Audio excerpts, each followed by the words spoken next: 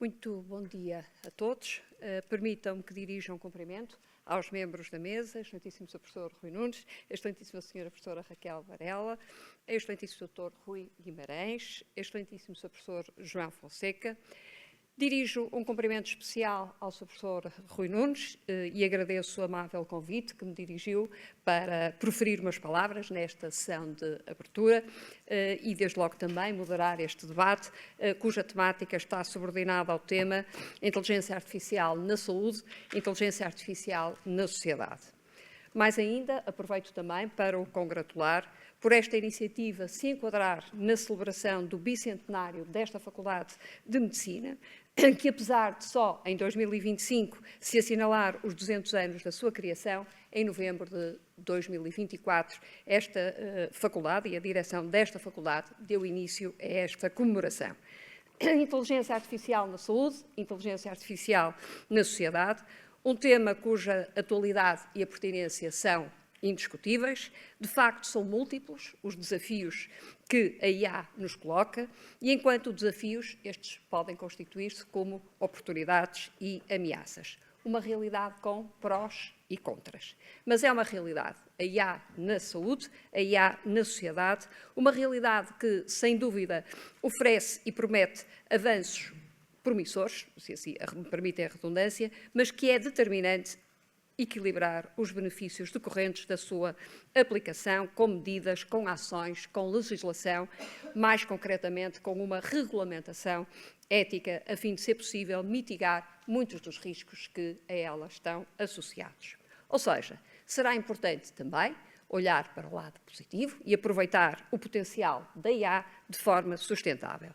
E, nesse sentido, e para uma discussão desta problemática, teremos como oradores a Sra. Professora Raquel Varela, que irá fazer a intervenção de seguida, e o Sr. Professor Rui Nunes. A professora Raquel Varela é professora com agregação na Faculdade de Ciências Sociais e Humanas da Universidade Nova de Lisboa, é historiadora e investigadora, presidente do Observatório para as Condições de Vida e Trabalho.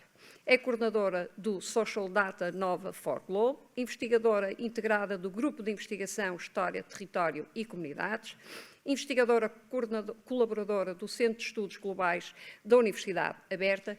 Em 2020 recebeu o prémio da Associação Ibero-Americana da Comunicação pela Universidade de Oviedo, pelo seu contributo para a história global do trabalho e dos movimentos sociais. Muito obrigada, Sra. Professora.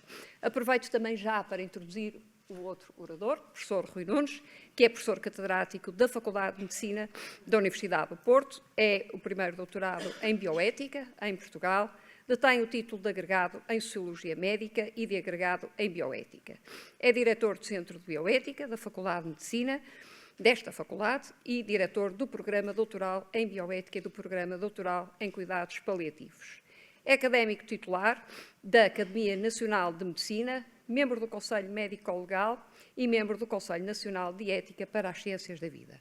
É presidente da Associação Portuguesa de Bioética e é o presidente da International Chair in Bioethics e presidente da 10ª World Conference in Bioethics. Foi o primeiro presidente da entidade reguladora da saúde. Por esta ordem de intervenção, eu passaria a palavra, então, à Sra. Professora Raquel Varela, o Sr. Professor Rui Nunes, que seguir-se-á depois o Sr. Dr. Rui Guimarães, Presidente do Conselho de Administração da OLS Gaia Espinho, para comentar as intervenções, entretanto, proferidas, e para encerrar esta sessão, teremos depois o Sr. Professor João Fonseca, Diretor do Departamento de Medicina da Comunidade, Informação e Decisão e Saúde e Diretor do curso de Saúde Digital e Inovação Biomédica. Muito obrigada a todos e a todos os presentes também. Muito obrigada.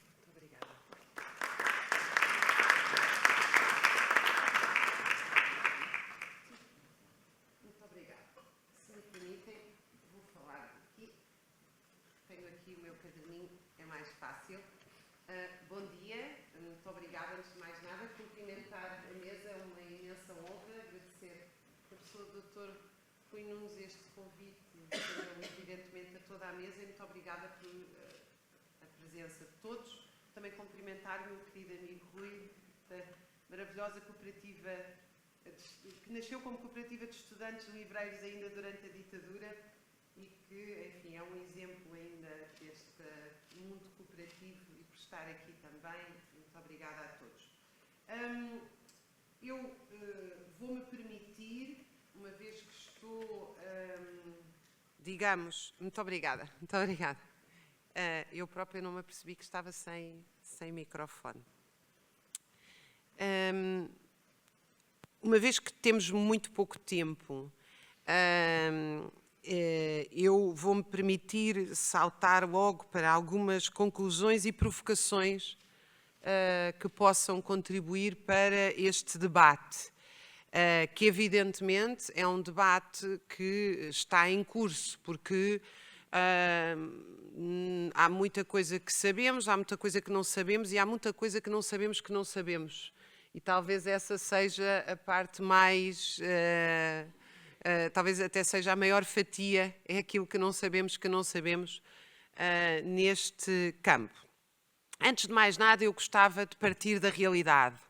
A realidade é que toda a introdução da inteligência artificial, a automação, todos estes processos que têm sido anunciados pelos governos, pelos Estados e pelas empresas como trazendo uma enorme potencialidade em termos de benefícios para a humanidade, têm sido acompanhados no terreno por uma realidade que amplamente o desmente.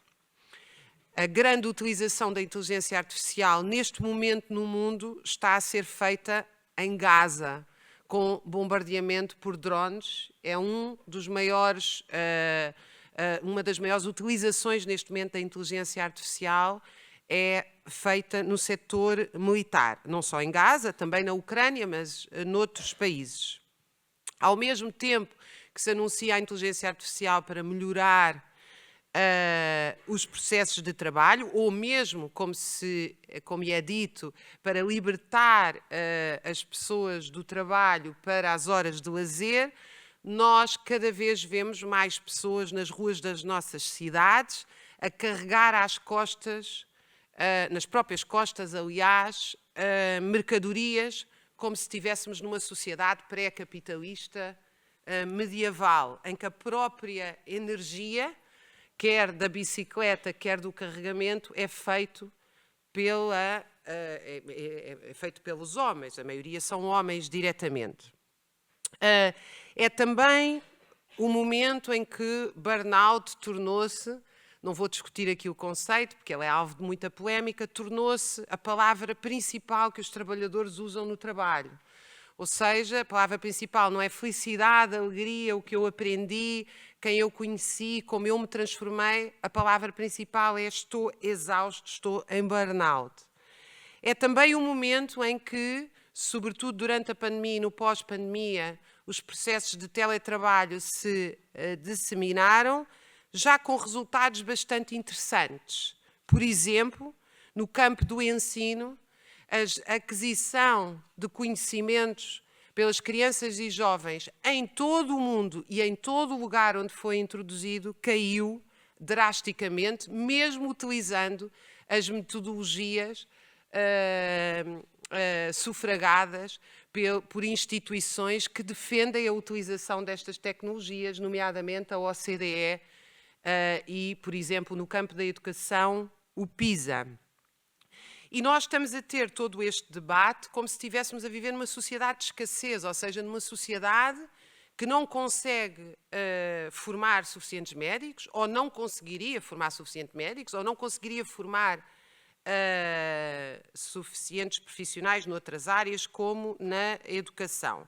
Na verdade, toda a gestão dos serviços públicos, pelo menos nas últimas 2 décadas, é feita com base na palavra racionamento.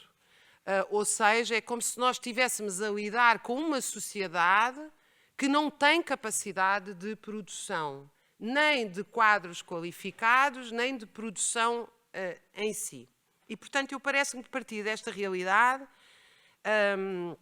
o que quer que nós, seja qual for a interpretação que façamos dela, é muito importante para começar esta discussão. Aquilo que é oferecido pela maioria dos governos e das empresas a propósito da inteligência artificial não alcança a esmagadora maioria da população. Esta seria a minha primeira nota. E as desigualdades sobre isto acentuam-se drasticamente. Enquanto, por exemplo, em Portugal se anuncia o fecho de maternidades ou a utilização de um algoritmo por via telefone, que do outro lado está um algoritmo e um enfermeiro, para decidir a indicação de doentes, bebés, crianças para as urgências, os CEOs dos bancos em Portugal, todos têm no seu contrato a possibilidade de um jato particular para os levar a uma urgência, incluindo fora do país. Enquanto se anuncia que os alunos devem aprender, face à escassez de professores, por via online,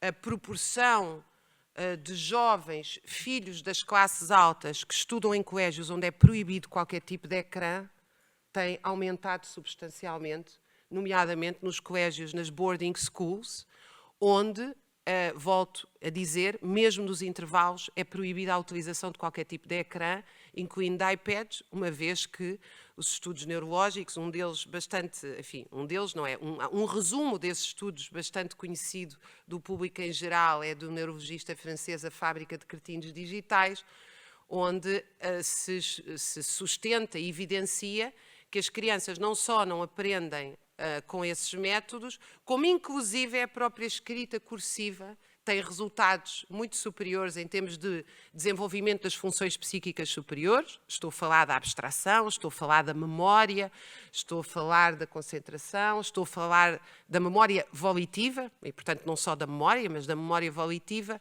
Ela é muito maior nas crianças que escrevem à mão e não simplesmente nas crianças que escrevem em computador. E portanto o que nós temos pela frente é, seja o que for que estas tecnologias ou a inserção desta e eu vou salientar o termo tecnologia e não ciência, porque há uma diferença fundamental entre ciência fundamental e a aplicação dessa ciência, a desigualdade parece-me absolutamente estrutural. Vou passar agora diretamente, talvez, àquilo que serão as minhas críticas, dúvidas e provocações. A primeira é que qualquer introdução técnica ao longo da história nos obriga a perguntar o contexto social e económico em que ela é inserida. E o contexto social em que nós estamos a fazer este debate tem duas variáveis absolutamente centrais, como elas são levantadas por um dos grandes estudiosos do trabalho e certamente um dos mais importantes filósofos da atualidade, Jean-Philippe Derranty. As duas palavras são capitalismo e Estado, ou seja, aquilo que tem sido determinante na introdução da inteligência artificial é o objetivo de produção de lucro, em primeiro lugar, e, portanto, a eficiência que se fala é uma eficiência do ponto de vista do lucro, do valor de troca, da rentabilidade do investimento e não do valor de uso. Ou seja, a primeira pergunta que tem sido feita, nomeadamente na área da saúde, não é como é que nós vamos curar mais e melhor pessoas, é como é que nós vamos cortar custos e aumentar a rentabilidade dos capitais investidos. Esta é a primeira questão. A segunda é o Estado. Ou seja, há uma contradição fundamental numa crescente socialização das forças produtivas em que a interdependência económica e dos setores é cada vez maior e uma apropriação privada e uma gestão no quadro do Estado-nação dessas tecnologias. O que leva a que, neste momento, como eu acabei de referir na minha introdução, a maior utilização da inteligência artificial está a ser feita na indústria militar. Não só norte-americana, mas norte-americana à cabeça. A outra nota muito importante que tem a ver com estas duas tem a ver com a explosão da utilização da inteligência artificial na extensão da vigilância dos trabalhadores, com várias empresas, entre elas as mais conhecidas, já a introduzir métodos em que pretendem controlar os músculos dos trabalhadores, para perceber quantas tarefas fizeram, por exemplo, num transporte de uma mercadoria, ou monitorizar quantos e-mails foram respondidos, para que, através da própria inteligência artificial, escusado será dizer que não existe tal coisa chamada inteligência artificial, mesmo o que é posto numa máquina é posto por nós, e se for outra máquina a colocar nessa máquina, vai ter sempre que haver seres humanos a lá colocarem. E é aí que é a diferença substancial entre ciência fundamental e ciência aplicada. E não posso deixar de fazer esta nota à parte que eu gosto sempre de lembrar. Grande parte desta ciência fundamental é feita em Silicon Valley, porque se trata de programação física e matemática de grande nível de abstração, onde os filhos destes trabalhadores nos colégios em Silicon Valley também estão proibidos de utilizar telemóvel e iPads, uma vez que se concluiu o que eu já disse anteriormente, não só face à escrita cursiva, mas, por exemplo, coisas básicas. Esta foi feita mesmo num colégio em Silicon Valley. As crianças que tentavam aprender a noção de volume com 2, 3 anos através do iPad não ganhavam a noção de volume face àquelas que brincavam com os cubinhos clássicos de madeira. E, portanto, parece-me que esta... Eu agora perdi-me, eu vou falando sem... a questão dos algoritmos. E, portanto, ou seja, nós já temos a serem desenvolvidos métodos de vigilância que, evidentemente, foram aplicados de forma massiva aos chamados trabalhadores das plataformas, da Amazon, da Uber, etc., em que eu guardo ainda hoje no meu telemóvel para todos os debates uma mensagem que recebi da Mil a dizer, porque a minha máquina, não sei, de lavar alguma coisa estava estragada, e a mensagem dizia assim: o seu técnico vai chegar entre as 11h53 e as 11h56. E, evidentemente, que isto remete para formas de gestão análogas à tortura sem qualquer capacidade de autonomia, liberdade ou exercício da própria humanidade pelos trabalhadores. O trabalhador, e quando eu falo de análogas à tortura, nas plataformas de entregas, está descrito em estudos científicos vários que os trabalhadores urinam na própria caminhoneta, uma vez que têm que entregar uma encomenda entre as 11h53 e as 11h56, e se, como não têm qualquer contrato de trabalho ou regulação, ou seja o que for, se não cumprirem com essas metas, têm penalizações no salário, o que levou a que se, no Brasil, um estudo feito com uma quantidade, agora não posso precisar o número de trabalhadores, ele é citado num livro muito importante do sociólogo Ricardo Antunes, os trabalhadores desistiram de beber água para evitar urinar durante as 8 horas de entrega. Enfim, estou numa faculdade de medicina, não preciso de explicar o que é que isso significa em termos de saúde dos trabalhadores. E, portanto, parece-me que há um risco, devo acrescentar, evidentemente, a vigilância, ou seja, estão a ser treinados no campo militar, mas pela primeira vez foram aplicados durante os Jogos Olímpicos em França, cerca de mais de 400 câmaras, onde há uma vigilância dirigida àquilo que se considera os movimentos suspeitos e, evidentemente, todos os alertas das estruturas sindicais vêm de onde é que começa a vigilância do alegado terrorista para acabar na vigilância do grevista, do sindicalista e do trabalhador que questiona as próprias organizações de trabalho ou mesmo a organização do Estado.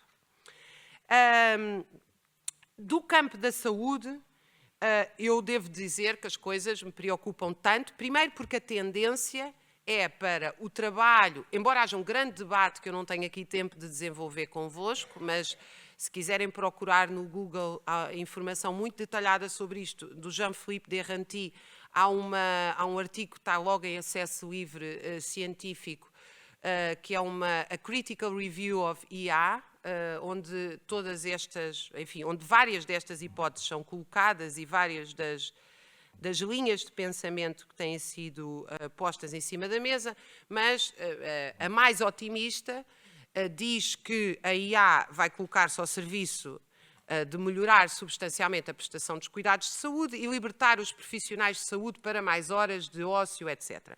E eu aqui queria entrar numa questão que me parece absolutamente fulcral no campo da medicina e em todos os campos, tirando naqueles trabalhos que devem ser eliminados, que tem a ver com um conceito que nós defendemos no Observatório para as Condições de Vida e Trabalho, que é uma associação científica que nós construímos fora da universidade com académicos e com investigadores não académicos, nomeadamente da área da medicina, justamente porque não queríamos estar sujeitos aos relatórios de produtividade métricos impostos pela universidade. E uma das coisas que nós fazemos no Observatório é pesquisa coletiva, que não mensurável, quer dizer, nós utilizamos muitos inquéritos metodológicos, mas a nossa pesquisa é que não resulta num output métrico, como se diz. E uma das coisas que fazemos é, de facto, um debate coletivo que não tem necessariamente uma autoria individual, ou seja, assinamos muitos artigos coletivos. Uma das ideias centrais que nós temos no Observatório, não é uma ideia nova, é uma ideia muito conhecida no campo da sociologia e da história, tem a ver com a centralidade do trabalho e que foi desenvolvida sobretudo por um filósofo marxista húngaro chamado Georgi Lukács. E o que é que esta ideia quer dizer? Eu vou tentar falar dela de forma muito elementar, até se me perdoem simplista, mas ela é essencial para eu defender aquilo que eu queria defender hoje do ponto de vista da IA. A ideia é que nós somos como trabalhamos e que é o trabalho que nos torna humanos. A ideia é que nós, como espécie, nós somos Homo sapiens sapiens, somos o homem que sabe, que tem consciência que sabe. Há um desenvolvimento ao longo da humanidade intrínseco entre a projeção e a consciência, a palavra, o pensamento e a cultura humana.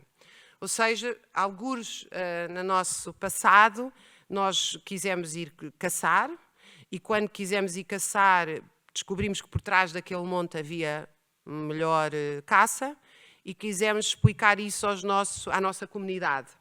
E começámos a desenvolver palavras. E as palavras tiveram, à medida que o trabalho era cada vez mais sofisticado, tivemos que desenvolver mais palavras para explicar por trás do monte. E também quisemos educar a comunidade e começámos a fazer uns desenhos na parede a explicar que por trás do monte havia melhor caça. A partir daqui, isto é uma linha do psicólogo que penso que todos conhecerão, Vygotsky, o que nós temos é um desenvolvimento intrínseco entre pensamento e linguagem. E, portanto, aquilo que eu estou a defender é que quem tem mais palavras pensa mais, consegue desenvolver mais os sentimentos e ter mais consciência de si. Enfim, no limite, isto depois foi desenvolvido de forma também bastante interessante por Damasio e outros, enfim.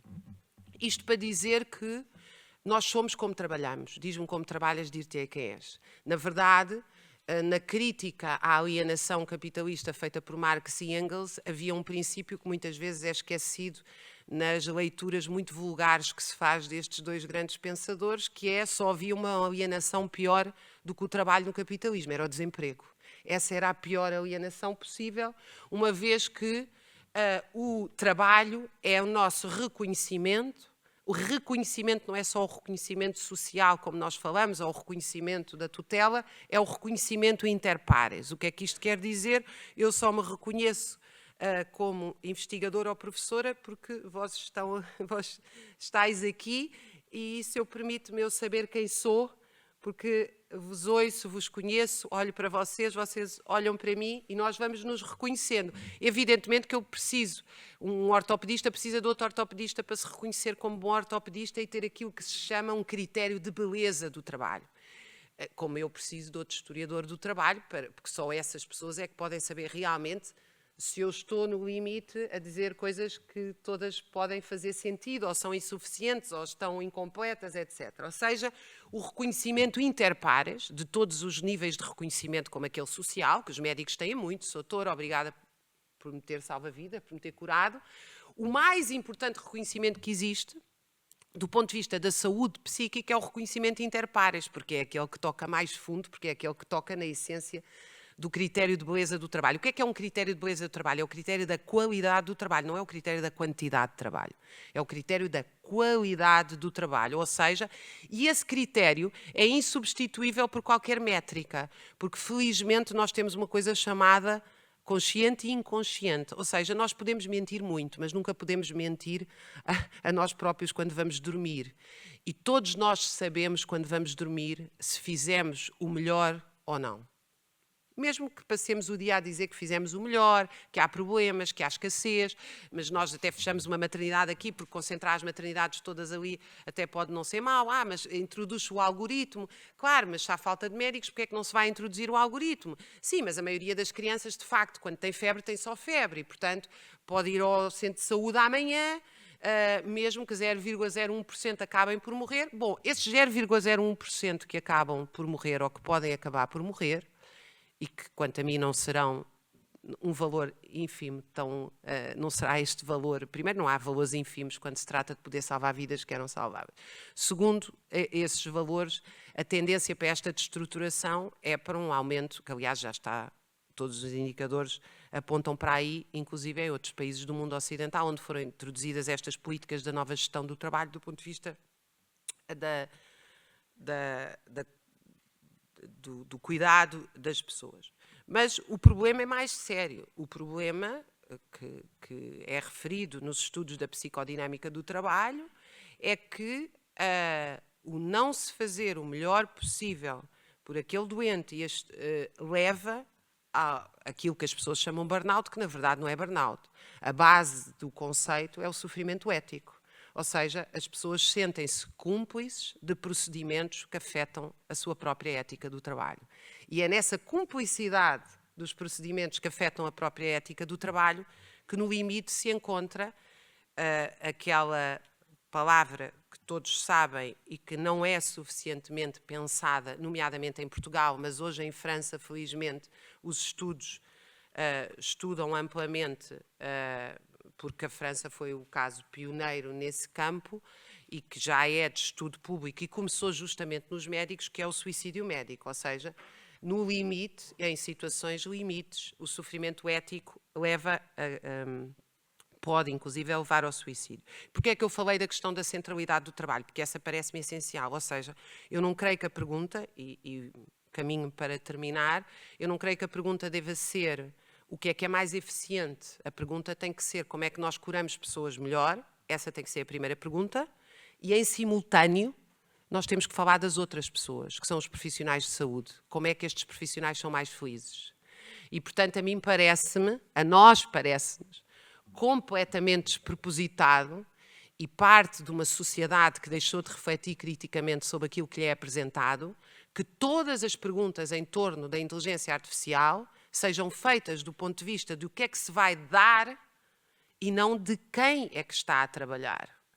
E portanto, a pergunta tem que ser feita do ponto de vista da felicidade dos trabalhadores, do bem-estar dos trabalhadores. Ora, claro, eu podia entrar aqui noutros detalhes importantíssimos. A ideia de que os diagnósticos feitos por inteligência artificial são ótimos. É uma ideia, desculpem-me, é uma ideia muito absurda. Porque a primeira coisa que um médico sabe quando tem um doente à frente é que, na maioria dos casos, o doente não sabe o que tem e não sabe explicar o que tem. E um bom diagnóstico implica, muitas vezes, pode implicar, às vezes, nem sequer uma consulta de 1 hora. Pode implicar mais horas, porque a ideia de que as pessoas ou seja, a ideia de que as pessoas conseguem explicar o que têm e que isso pode ser traduzido num algoritmo é realmente uma ideia que nega o próprio real do trabalho.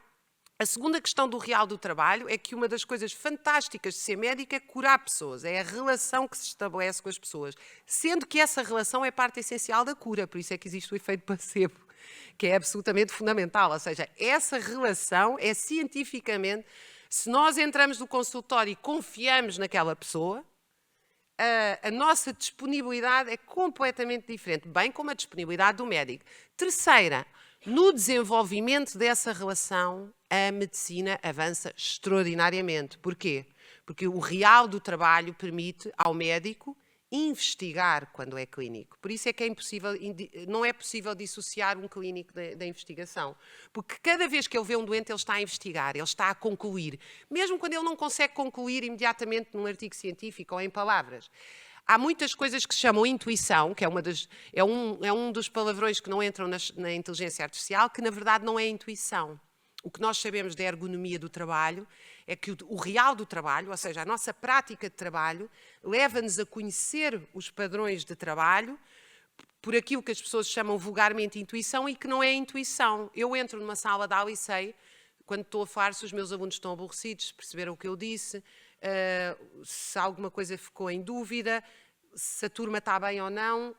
E eu não sei explicar isso, de outra forma que não seja intuitiva. Mas isso não é intuição. O que a ergonomia do trabalho nos explica é que nós adquirimos capacidade de trabalho, com a experiência e com o saber do trabalho, que nos leva, aliás, muitos médicos que eu entrevistei ao longo dos meus estudos sobre a saúde, nomeadamente os feitos sobre o serviço médico à periferia e os estudos da Revolução, muitos diziam, eu preciso de ver o meu doente muito tempo, até porque eu quando o vejo, eu vejo logo pela cor, eu vejo logo pela forma como entrou, eu vejo logo por... Isso não é um passe de mágica, não é o xamã. Como sabem, é uma parte absolutamente fundamental da prática clínica. Portanto, a mim parece-me, evidentemente, sem querer deitar fora o bebé com a água do banho, que se pudesse utilizar algumas destas técnicas para melhorar os cuidados de saúde, tendo sempre em atenção o primeiro fator e os dois primeiros fatores que eu não quero dissociar, que é a cura dos doentes e o bem-estar dos profissionais de saúde. Eu recentemente fiz juro que vou terminar agora para não ficarem zangados comigo. Recentemente fiz uma palestra nos profissionais de Associação de Imagiologistas, penso estar a dizer bem o termo, em que vários contaram no público que estão infelicíssimos em casa a ver exames atrás de exames. Estão infelizes. E eu não sei como é que se discute a inteligência artificial sem fazer esta pergunta. Mas os meus profissionais, as pessoas são felizes ou não? São felizes assim, por trás de um computador a ver exames? Já posso acrescentar que o número de erros em termos de biópsias, taques, etc., segundo foi transmitido nesse congresso, aumentou substancialmente. Ou seja, o número de exames que voltam para trás quando são feitos via online. Aumentou substancialmente. Já para nem falar dos custos, que já ascende, acho que 40% dos hospitais neste momento do país já têm esse sistema de trabalho e ascendia a qualquer coisa como 22 milhões de euros. E essa, evidentemente, é uma nota que eu não vou poder aqui desenvolver, mas que a inteligência artificial permita reduzir custos do ponto de vista da economia pública, eu tenho imensas dúvidas, porque os custos a montante são enormes. O que permite, sim, é reduzir custos do ponto de vista da contratação dos recursos humanos, que vai reduzir os custos gerais. Tudo isto vem associado a maquinaria, patentes, etc., que eu não tenho nada claro que vai reduzir os custos. Vai reduzir os custos da contratação de pessoas. Portanto, parece-me que sim, que não se deve deitar fora o bebé com a água do banho, mas nestas condições económicas em que nós vivemos, as minhas preocupações e ansiedades são enormes e o meu pessimismo em relação a isto é muito grande. Muito obrigada e peço desculpa se me alarguei.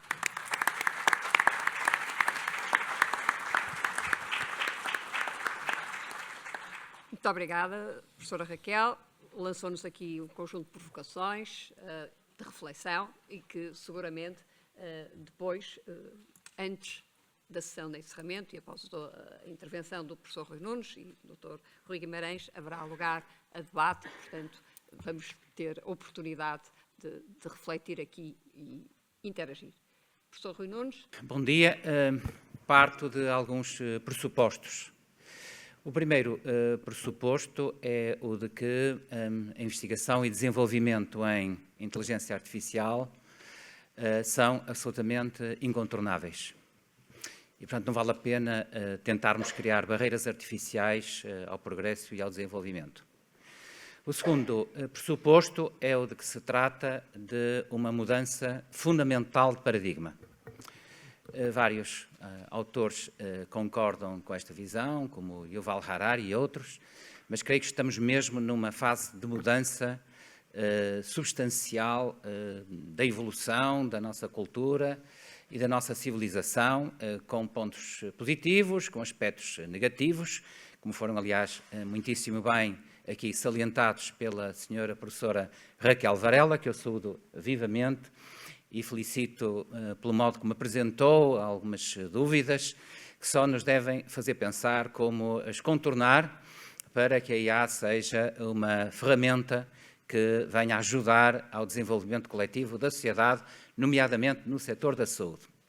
E parto de um terceiro pressuposto, que é o de que mais cedo ou mais tarde, provavelmente mais cedo do que mais tarde, vamos atingir a singularidade tecnológica. E, portanto, é com base nestes pressupostos que, no slide anterior podiam ver o prós e contras. Eu não estou nem nos prós nem nos contras, mas tentarei apontar alguns caminhos de desenvolvimento positivo na sociedade e, concretamente, no setor da saúde. Hoje, um estimado colega meu, que eu ainda não vi na assistência, mas tenho a certeza que se vai juntar a nós, enviou-me um artigo, aliás, ontem à noite, da prestigiada revista Nature, sobre a inteligência artificial, que eu estive a ler cuidadosamente hoje de manhã, e se dúvidas tivesse sobre aquilo que eu pretendia dizer, fiquei com elas ainda mais reforçadas sobre esta capacidade da inteligência artificial num futuro muitíssimo breve, estima-se que será entre 2 a 5 anos, possa desenvolver não apenas um nível de inteligência do ponto de vista cognitivo muito próximo do humano, que em algumas áreas já ultrapassa largamente a inteligência humana, leia-se da mais brilhantemente humana, mas está a começar com processos de associação de ideias, de aprendizagem e reaprendizagem, de inferência. Está a começar a desenvolver o quê? Autonomia e agência, que são, como é sabido, os pré-requisitos para o desenvolvimento futuro da personalidade cibernética. Deixarei para já este aspecto de lado, depois podemos discutir um pouco mais à frente, mas parto deste pressuposto, que creio que é bastante real, que vai existir um momento no tempo, e repito, será mais breve do que pensamos, em que esta conjugação de tecnologias, porque nós estamos num debate sobre inteligência artificial, mas a inteligência artificial não se desenrola isoladamente. Desenrola-se em paralelo com todas as ciências biomédicas, com a análise do genoma humano, com a medicina de precisão, etc., etc. E, portanto, a conjugação de todas estas tecnologias vai um dia originar a que haja uma espécie de supremacia tecnológica. Porquê? Porque uma das principais características da inteligência artificial, segundo dizem os cientistas da computação, que não é manifestamente o meu caso, é a sua falta de explicabilidade, isto é, a impossibilidade do ser humano entender os processos profundos de funcionamento desta mesma inteligência artificial, ao que acresce o facto, e ouvi atentamente a professora Raquel Varela, e aproveito aqui também para saudar os restantes membros da mesa, nomeadamente a senhora moderadora, a professora Guilhermina Rego, o Dr. Rui Guimarães, com toda a sua experiência na ULSH e Matosinhos, e o professor João Fonseca, como expert também nesta área, mas dizia eu que todas estas tecnologias se estão então a impor muito rapidamente, sem que consigamos descortinar exatamente os passos que vão ser dados, mas há uma tendência natural para confiar nesta mesma tecnologia. Como se compreende, há um outro aspecto absolutamente central, também já aqui salientado, é de que não há área do conhecimento estanque à inteligência artificial. E não estou a falar da área do conhecimento do ponto de vista biomédico.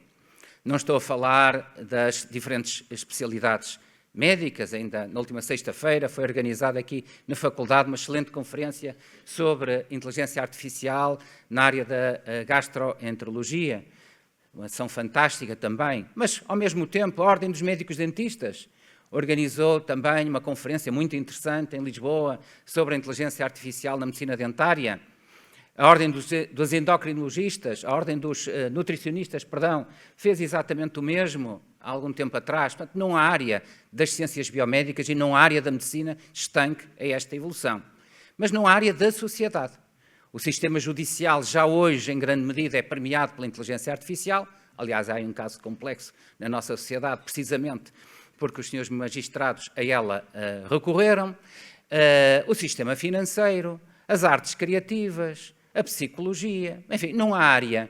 E, portanto, vai ser a conjugação de tudo isto que se vai traduzir num momento relevantíssimo para a cultura e civilização humanas, que é precisamente esse momento em que, se nada fizermos, e nesse sentido concordo com aquilo que foi dito, se nada fizermos, se ficar em roda livre, é exatamente isso que vai acontecer. Portanto, uma primeira conclusão que eu posso extrair é que é absolutamente necessário o quê? Que haja sempre intensa supervisão humana. Intensa supervisão humana. The human in the loop. É absolutamente central que isto aconteça. Foi, aliás, uma das considerações finais mais relevantes do relatório sobre bioética e inteligência artificial do Conselho Nacional de Ética para as Ciências da Vida, que tive a oportunidade de ser coordenador, é precisamente esta ideia de que o humano, não é apenas os humanos, mas o humano, a natureza humana, a essência da condição humana tem que estar sempre vertida nas aplicações e sistemas de inteligência artificial. Mais concretamente na medicina e na área da saúde, repito, não há basicamente área estanque. Vai ser uma ferramenta comum a todos os médicos, não há médico nesta sala, aliás, não há profissional de saúde nesta sala que amanhã não venha a ela recorrer, por exemplo, para efetuar o registro de saúde eletrónico. O registro de saúde eletrónico, e esta é uma mais-valia do ponto de vista do trabalho, o registro de saúde eletrónico passará a ser feito no curto prazo por interação, obviamente, entre o médico e o doente, mas ao invés daquilo que se passa hoje, em que o médico está a olhar para o computador e a escrever, e portanto sem olhar realmente para o doente, era bom que houvesse 1 hora ou 2 para fazer um diagnóstico, professor Raquel Varela, mas os médicos se queixem que têm 3 ou 4 minutos para ver um doente, mas se esses minutos, poucos que são, se puderem olhar nos olhos do paciente, muito bom será. Ora bom, estes sistemas de IA já permitem isso, mas permitem mais, permitem que, obviamente, depois os sistemas de IA acabem por fazer sugestões de diagnóstico, de meios auxiliares de diagnóstico e de tratamento. E aqui começa a complexificar-se a questão. Começa a complexificar-se a questão do ponto de vista agora da relação médico-doente, desde logo do ponto de vista também, devemos sempre evitar isso, mas também do ponto de vista médico-legal. Porque, como sabemos, sendo uma inevitabilidade o recurso a estas tecnologias, depois pode sempre ficar a questão, ainda que, obviamente, a supervisão seja sempre humana, mas se a indicação é por parte de uma destas ferramentas de IA, onde fica a sede da responsabilidade, onde fica a sede da culpa, do ponto de vista médico-legal, onde é que reside a culpa se um médico efetua uma intervenção, não apenas com o seu conhecimento pessoal, mas por deliberação autêntica da inteligência artificial. E se estivermos a falar de robótica cirúrgica, por maioria de razão. Como sabem, é uma área de notável expansão em todos os domínios. Por exemplo, constatei que na medicina dentária já há um sistema de inteligência artificial implementado já na China, que faz a implantação dos dentes e das próteses dentárias e das pontes. Tudo isso já é tudo robotizado sem participação do médico dentista. O que está a deixar os colegas do Oriente, nomeadamente em Singapura, Coreia do Sul, China, etc., basicamente em pânico com o risco de perder o seu emprego. Portanto, a questão é bastante mais profunda, vai estender-se a outras áreas, vai estender-se, por exemplo, à neurocirurgia e, mais uma vez, o sistema médico-legal vai ter que ser profundamente revisitado. Fica aqui esta nota, é uma questão adjacente também ao trabalho, esta questão de que vamos ter que encontrar novas formas de determinação da culpa ou, ao invés, como seria a minha sugestão, encontrar novos caminhos para ressarcir os pacientes pelo dano causado pela intervenção, independentemente da culpa formada. Mas, enfim, há muito bons juristas na sala que depois poderão, sobre isto, também pronunciar-se. Não é, obviamente, só neste domínio, é noutros domínios. Dizia-se, por exemplo, que as áreas da medicina e do sistema de saúde com maior intensidade humana de relação médico-doente estariam a priori estanques desta evolução. Porquê? Pela própria natureza humana da relação. Pois bem, verifica-se hoje que, e temos aliás alguns projetos a decorrer aqui na faculdade, que na área dos cuidados continuados, na área dos cuidados paliativos, a inteligência artificial está a ser profundamente avassaladora. Isto tem também que chamar a atenção, obviamente, daqueles que têm responsabilidades na formação e organização da saúde, porque esta transição, esta substituição dos profissionais pelas tecnologias digitais, obviamente que encerra em si própria esta transição problemas de elevadíssima complexidade. E quando entramos no domínio da investigação científica, então é a revolução total e absoluta. Porque, como sabem, aquilo que se evidencia hoje é que a investigação científica, nomeadamente na área biomédica, já é, em grande medida, alavancada pela inteligência artificial. Quer a inteligência artificial generativa, e a nova versão do ChatGPT 01, como sabem, é absolutamente revolucionária nessa matéria, quer no futuro a própria inteligência artificial geral, portanto, mimetizando muito mais a inteligência humana, são absolutamente disruptivas. Porquê? Porque, mais uma vez, a falta de explicabilidade do mecanismo científico, o que é que origina? Origina que se chega a uma determinada conclusão. Imaginem um novo fármaco para tratar uma doença, qualquer que ela seja, sem que se perceba bem o mecanismo que a originou. Isto, mais uma vez, coloca questões muito sérias do ponto de vista ético-social e até jurídico, como, por exemplo, direito de patente.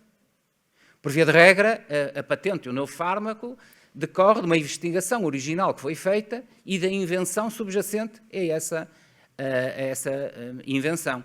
Ora, se este processo é levado a cabo não pela inteligência humana, não pela agência humana, mas pela agência instrumental da inteligência artificial, bom, como é que fica depois o direito de patente, que, como sabemos, é um dos grandes problemas do acesso global à saúde à escala mundial. Fica aqui também para pensarem. E, de facto, já em parte é isso que fazemos aqui, quer do ponto de vista da investigação, quer do ponto de vista do ensino, é recorrer cada vez mais à tal escrita cursiva que a senhora professora tão bem evidenciou, não apenas para estimular essa mesma escrita, mas também para que, efetivamente, os nossos estudantes aprofundem essa maneira de estar na vida e na sociedade. Para terminar, elencar aqui meia dúzia de questões éticas que são absolutamente prementes e que têm que ser abordadas com toda a profundidade. Em primeiro lugar, será que a inteligência artificial, nomeadamente a inteligência artificial generativa, tende a mudar o sistema de referenciais éticos da nossa sociedade? Como sabem, a inteligência artificial generativa o que é que faz? Vai aos dados, que existem já a circular na internet, nas redes sociais, enfim, nas múltiplas bases de dados, os metadados, os lake data, etc. Portanto, todos esses bilhões de dados são trabalhados pela inteligência artificial e depois gera as suas próprias conclusões. Bom, mas em que medida é que a liberdade humana pode ser condicionada? De que modo é que o sistema ético que está por trás da atual inteligência artificial generativa não pode ser retransformado como? Com novas visões éticas da sociedade, note-se o ambiente geopolítico que estamos hoje a vivenciar, nada me garante que daqui a 10 ou 20 anos instrumentos absolutamente centrais da convivência internacional, como a Declaração Universal dos Direitos Humanos, como a Convenção sobre Direitos Humanos e Biomedicina do Conselho da Europa, como a Declaração Universal de Bioética e Direitos Humanos da Unesco, como as múltiplas convenções e declarações na área da igualdade de género e por aí adiante. Nada me garante que sejam os elementos centrais que alimentam a inteligência artificial generativa. Hoje ainda são, não sabemos o dia de amanhã. E pior do que isso, esta capacidade da IA se reinventar e de criar ex novo novas ideias por associação, não exclui a hipótese de se criarem novas visões éticas da própria sociedade, criadas pela própria inteligência artificial. Portanto, ficar com esta nota parece que é muito distante, mas cá estaremos daqui a poucos anos para discuti-la novamente e espero que também nesta sala. Segundo, um valor absolutamente central das sociedades mais civilizadas. Em bom rigor, é basicamente o que distingue uma sociedade vibrante, avançada, uma democracia avançada como a portuguesa, é precisamente a questão da proteção da privacidade individual, da proteção de dados. Ora, aquilo que se sabe hoje, quer no ambiente laboral, quer na área da saúde, quer em qualquer área do conhecimento, é que a inteligência artificial, agora alavancada pela computação quântica, que é outra área em perfeita explosão, vai, se calhar, olhar para a privacidade individual como uma miragem, porque nada, mas absolutamente nada, fica estanque a este avanço das novas tecnologias na proteção daquilo que nós temos de mais íntimo, que é a nossa intimidade, a nossa privacidade, os nossos dados pessoais, nomeadamente no setor da saúde. Isto é uma grande responsabilidade para quem implementa os sistemas de inteligência artificial na saúde e, sobretudo, para quem os introduz depois nos grandes hospitais e no sistema de saúde no seu conjunto, mas esta questão é absolutamente central. Tendo em atenção que Portugal não vive isolado, está hoje no quadro da União Europeia, que existe uma União Europeia da Saúde, que existe um espaço europeu de dados de saúde, o que complexifica ainda mais o problema, porque a questão da supervisão é ainda maior, sendo certo que pode ser que agora com novos ventos na União Europeia as coisas mudem, mas, como sabem, nem sequer há infraestruturas digitais adequadas na União Europeia, e muito menos em Portugal, para salvaguardar os dados dos portugueses e das portuguesas e a sua respectiva privacidade. A inteligência artificial pode, se nada for feito, agravar as desigualdades. O que é que nós pretendemos? É que diminua as desigualdades e não que as agrave, mas para isso temos que estar especialmente atentos. Como é que pode agravar as desigualdades? Pode desde o início em tudo na sociedade. Como sabem, ainda há desigualdades estruturais na própria sociedade. Uma das maiores, se não a maior desigualdade que existe à escala planetária é a desigualdade, por exemplo, entre homens e mulheres. Claro que este ambiente é muito selecionado, pode não notar-se isso, mas um relatório recente do World Economic Forum relatou isso mesmo, que simplesmente esbater as desigualdades em saúde entre homens e mulheres injetava $1 trilhão na economia mundial. Porquê? Porque a desigualdade é estrutural. Vai desde os ensaios clínicos de medicamentos, aliás, vai antes, desde os modelos animais de investigação, que são no elemento masculino, aos ensaios clínicos, à concepção e desenho da investigação, até ao produto final. E, portanto, como é evidente, os resultados da generalidade das moléculas são diferentes entre homens e mulheres, pequenas diferenças, mas o suficiente para gerar esta intensa desigualdade. Por conseguinte, é um exemplo de desigualdade, haveria muito mais aqui a relatar. O que é que nós não pretendemos é, e este é um problema especialmente contundente nas sociedades até civilizadas, mesmo em Portugal, recordam-se o que se passou durante o período da Troika, é que estas novas tecnologias, no fundo, cravem um fosso geracional.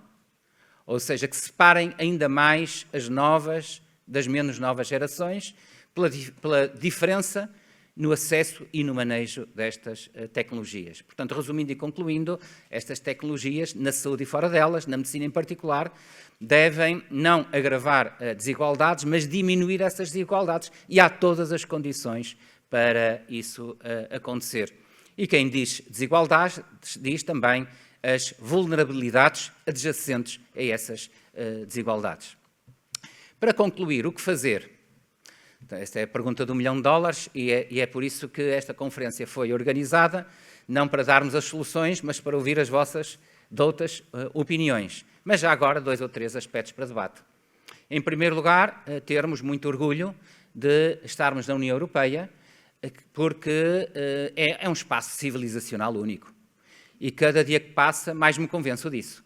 E a aprovação recente do AI Act, do Regulamento da União Europeia da Inteligência Artificial, como já foi o RGPD há uns anos atrás, portanto, o Regulamento Geral de Proteção de Dados, que muitos acham que é excesso regulatório, é excesso de legislação, mas, no fundo, visa proteger o que tem de ser protegido. E, portanto, o resto do mundo é que tem que seguir, penso eu, o modelo europeu e não o seu contrário. E já está a acontecer, por exemplo, no Brasil, já foi adotado também o RGPD e estão em vias de aprovar também algo parecido com o AI Act. Portanto, este é o caminho certo. Não é porque outras sociedades comprimem determinados valores que são conquistas civilizacionais que nós agora, na Europa, vamos fazer exatamente o mesmo. É em momentos de tensão que se vê quem é quem, que sociedades é que querem evoluir. Portanto, regular sem limitar, naturalmente, a expansão, o desenvolvimento, porque a inteligência artificial, se for bem utilizada, tendo em atenção todos os temores já aqui apresentados, obviamente que pode e terá seguramente contribuir para uma sociedade mais civilizada e muito mais consentânea com as expectativas de todos nós. Em segundo lugar, eu diria que é preciso uma forte aposta na educação e na formação profissional. Em matéria de inteligência artificial. Em matéria de inteligência artificial, e este é mais uma vez um repto para todos nós temos essa responsabilidade, porque todos nós somos atores da sociedade, de certa forma, cada um na sua posição, mas todos nós, como livres pensadores, temos a possibilidade e a responsabilidade de influenciar os outros nesse caminho e, portanto, eu diria que tem que haver aqui necessariamente uma visão integrada desde os poderes públicos, e por isso não me canso de referir. Há cerca de um ano atrás, com a professora Teresa Beleza, da Universidade Nova de Lisboa, fizemos uma proposta ao Ministério da Educação de introduzir imediatamente o ensino obrigatório da inteligência artificial nas escolas, na escola portuguesa, para que os jovens, que são as crianças e jovens que são os adultos da manhã, estejam dotados das ferramentas para melhor saberem utilizá-las nas diversas profissões, mas tenham ao mesmo tempo consciência das implicações éticas, sociais e laborais aqui também apresentadas. Não é obviamente na escola, ainda que seja na escola que tudo começa, é depois nos mais diferentes patamares da sociedade.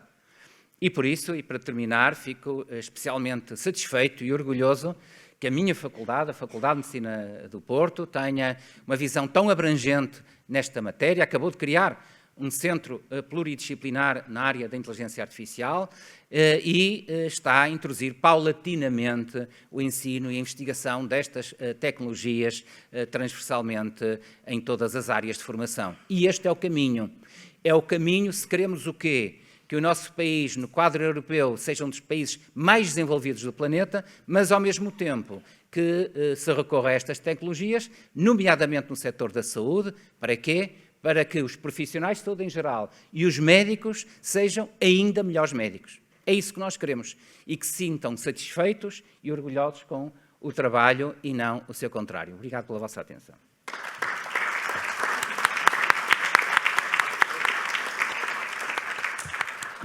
Muito obrigada, professor Rui Nunes. Passava então agora a palavra ao Dr. Rui Guimarães. Eu já sabia que me tinha metido em trabalhos, mas quando começou a falar de desigualdade de género, então aí é que eu achei que já não conseguia sobreviver a isto. Muito obrigado, professor Rui Nunes, por esta bela tarefa que me deu aqui, que é praticamente impossível, que é comentar duas apresentações muitíssimo ricas, e vou tentar fazê-lo dando conta primeiro do gosto que é ser convidado para estas coisas, uma vez que somos vizinhos e estar aqui como médico, em primeiro lugar, mas também como gestor, obriga-me a dizer aqui alguns comentários. Vou tentar que o meu comentário vá sobretudo para esta área.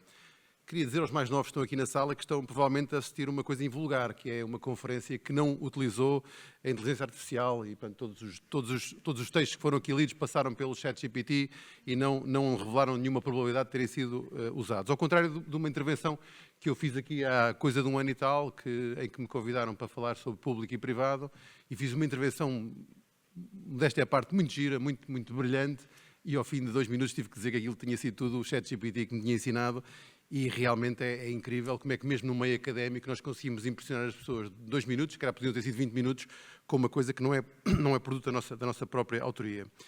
E nós estamos muito habituados, sobretudo quem tem filhos, que isto é uma coisa das crianças, que é uma coisa da nova geração e que a nova geração é que está aí por aqui. Mas não é verdade isto, não é verdade. Além dos casos magistrados, recentemente um dirigente na área da saúde também que introduziu para um tema importante de política de saúde, um texto que depois fomos perguntar ao ChatGPT e ele diz é altamente provável que este texto tenha sido feito com colaboração de uma ferramenta de inteligência artificial e, portanto, cada vez mais temos mais desconfiança com aquilo que estamos a receber. Eu achava que ia comentar 2 intervenções contrárias, porque a primeira foi altamente pessimista e eu pensava que a segunda era altamente otimista e fiquei aqui num papel preocupado porque ambas são as duas muito preocupantes. A professora Raquel realmente pôs-nos aqui num estado bastante alerta. Eu fiquei bastante preocupado porque tudo o que disse é de facto real. E começou com um ponto de partida que é uma sociedade sem capacidade de produção. E é muito este o tema que vem na medicina. Nós dizemos que, olha, mais uma vez, 300 e tal médicos que não escolheram, abandonaram a escolha. Muitos países têm, neste momento, uma enorme dificuldade em contratar pessoas para ser médicos, para tratar da saúde, porque não é, de facto, uma coisa sexy, não é uma coisa que dê muito dinheiro, e, portanto, as pessoas tendem a fugir, e, portanto, o princípio é sempre este. Ponto de partida, não estamos a ter capacidade de produção. Depois, fez algumas contradições, exemplos de contradições, que têm a ver com a gestão, por exemplo, da rede de cuidados de saúde, com o facto de haver sítios onde estudam, os estudantes estudam online, mas depois os colégios privados fazem proibição de ecrãs, e mostrou-nos, de facto, como às vezes entramos em contradição, nós próprios andamos por ela.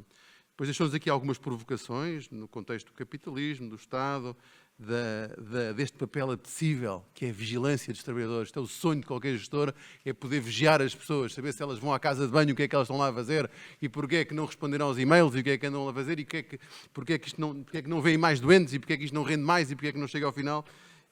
Isto é um tema, de facto, atual. Disse que, enfim, que a inteligência artificial tinha aqui este condão de poder libertar os médicos para o ócio, para uma vida mais equilibrada entre a vida profissional e a vida pessoal. E depois deixou-nos aqui 2 perguntas. A pergunta que nós fazemos normalmente, que é o que é eficiente, e a pergunta que se devíamos fazer, o que é o que nos torna mais felizes. E isto tocou-me aqui no coração, porque eu sou claramente uma pessoa que acredito que as pessoas felizes desempenham um papel muito melhor no seu trabalho, e diria mesmo que nunca poderemos ser bons profissionais se não formos, em primeiro lugar, boas pessoas. Nunca haverá um bom médico que naquele dia venha chateado com a vida ou com um problema qualquer que tenha em casa. Aquilo automaticamente vai ter um reflexo enorme naquilo que é, como disse também, o efeito placebo, a relação médico-doente. E este é muitas vezes o dilema que os médicos hoje têm, que é a pressão que têm para conseguir apresentar números e, ao mesmo tempo, aquilo que foi algum romantismo de que os levou a escolher a medicina, que é a relação médico-doente.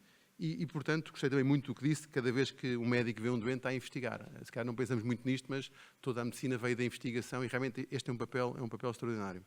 Depois veio então a intervenção do professor Rui Nunes, e que disse que, cuidado, daqui a 2, 5 anos, eu até acho que foi bastante cauteloso quando deu este prazo, estamos a caminho de criar personalidades cibernéticas. Eu acho que já há algumas pessoas que nós conhecemos já têm alguma personalidade cibernética. Algumas pessoas que às vezes nós contactamos e que achamos que ali já há qualquer coisa que é estranho. Ao mesmo tempo que também damos conta que há cada vez mais crianças com perturbações no espectro do autismo, com dificuldade de aprendizagem. Parece que elas antes não se viam, mas elas cada vez estão mais aí, as máquinas estão a ficar mais inteligentes e as pessoas, aparentemente, cada vez com maiores problemas de relacionamento e de aprendizagem. E isso é bastante preocupante. Disse muito bem que é preciso há uma necessidade intensa da supervisão humana, mas recordo que é a supervisão humana que está a criar isto tudo e, portanto, é muito difícil. É só se pusermos um bocadinho como aqueles bonequinhos do anjinho e do diabinho que nos ajudam a tentar equilibrar este barco. Depois deu-nos vários exemplos da área da saúde e, sobretudo, da área da medicina, que são conhecidos. E por fim, deixou-nos as questões éticas, que aqui estão com alguma esperança de estarmos num ecossistema europeu que nos pode ajudar. Recentemente introduzimos uma ferramenta de inteligência artificial para fazer análise de imagem. É claro que nenhum gastroenterologista vai ter paciência para assistir ao filme do que é uma cápsula a entrar na boca de um doente e a viajar pelas entranhas do doente durante horas e horas e depois no final ser expelida e ser lida. Ninguém vai estar a olhar para aquele filme durante horas e horas e ver quais são as lesões que tem o doente. Nenhum radiologista tem capacidade para olhar para 600 imagens, que grosso modo é o que gera uma ressonância de um doente, para conseguir uma a uma estar a ver. E portanto há aqui um papel, obviamente nós não podemos esquecer, que é um papel de muita eficiência e de ajuda ao sistema. E, por outro lado, a minha esperança também que estas ferramentas possam, de facto, libertar aquilo que são as tarefas que ninguém gosta, são as tarefas mais ingratas. Quem não gostaria de estar numa consulta e estar a falar para o ar, para o Siri ou para o Alexa, e dizer, olha, marca uma consulta deste doente para a semana, pede-lhe umas análises, receita-lhe o paracetamol e o ibuprofeno, e, por favor, envie ao reumatologista para a primeira vaga que tenha. E no final da consulta, depois de falar com o doente, aquilo aparecer tudo automatizado e não ter nenhuma intervenção e aquilo ainda por cima funcionar. Neste momento estamos a fazer, por exemplo, um outro piloto, que é o speech to text, que é, no fundo, traduzir aquilo que é a consulta para um diário, para que no final o médico não tenha que estar ali a datilografar aquela informação toda. E, portanto, isso, com algum romantismo, pode fazer com que os médicos, sobretudo os médicos mais novos, se voltem a apaixonar pela medicina, por aquilo que mais ninguém consegue fazer, que é a relação médico-doente, e possam-os trazer. E, portanto, há obviamente aqui uma preocupação com a sustentabilidade da saúde. Esta ideia romântica também de que vamos continuar a dar tudo a toda a gente, meus amigos, não há coluna da direita dos nossos recibos de vencimento que aguente isto, não é possível, não é de facto possível. Portanto, se isto for realmente essa ajuda, é muito importante. Eu acho que, e falando um bocadinho para aquela geração que está ali mais em cima dos mais jovens e que foram os únicos que, ainda apesar de tudo, usaram alguns ecrãs durante as conferências, que eu tive aqui a ser vigilante durante o tempo todo em que falaram, e muito pouca gente usou os telemóveis ou os computadores para ouvir. Isso é um sinal extremamente inteligente e é um sinal de grande gratidão para quem está aqui numa mesa destas, mas para as pessoas, falando um bocadinho mais para quem teve a interagir, de facto, vocês têm que se preocupar com isto, porque este é um mundo que vos vai acolher nos próximos tempos e, portanto, esta necessidade de estarem à frente e defenderem aqueles princípios que a professora Raquel Varela disse, e muito bem, que nos parecem assustadores, mas que é o respeito pelo mais sagrado, que é humano, pelo aquilo que é ser pessoas, é um papel que vos cabe. E, portanto, é muito importante que as pessoas não se arredem deste papel, achar que isto é uma coisa que vai acontecer e que é inevitável e, portanto, alguém vai decidir por nós, e para que as pessoas realmente tenham intervenções, como esta mesa nesta manhã, como outros espaços e como outros fóruns, e que isso possa, de facto, ser importante, ser determinado pelas pessoas e cada um saia do seu sofá e da sua zona de conforto e tenha a capacidade de achar que vai interferir nisto e que vai, de facto, poder mudar isto, porque senão o contrário vai ser inevitável. E, portanto, essa também é uma mensagem final que vos deixaria de não conformismo, de não achar que isto é uma coisa que vai acontecer e que nos vai apanhar a todos, mas sejamos nós também proativos para conseguir, como noutros tempos, gerações mais velhas que nós lutaram por isso mesmo, para que essa coisa mais preciosa que existe, que é de facto a relação humana, e que a professora Varela sintetizou na felicidade, não nos perturbe. E, portanto, todos temos a noção que quando lidamos com pessoas felizes, com pessoas que estão bem do ponto de vista pessoal, estamos também a lidar melhor com profissionais que nos devolvem em valor aquilo que nos podem acrescentar à nossa vida, e todos vocês, todos os dias, têm essa missão quando estão a cuidar dos doentes. Mais uma vez, muito obrigado pela oportunidade.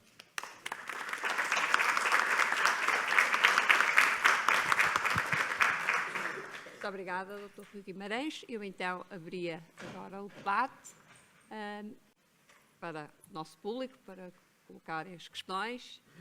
Tanta provocação, já temos aqui o braço lado, pedia ajuda aqui ao Dr. Ruth. Aqui.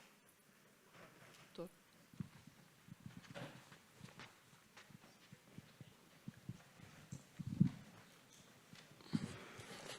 Ora, bom dia. Eu queria, primeiro, dar duas notas que eu acho que é importante destacar.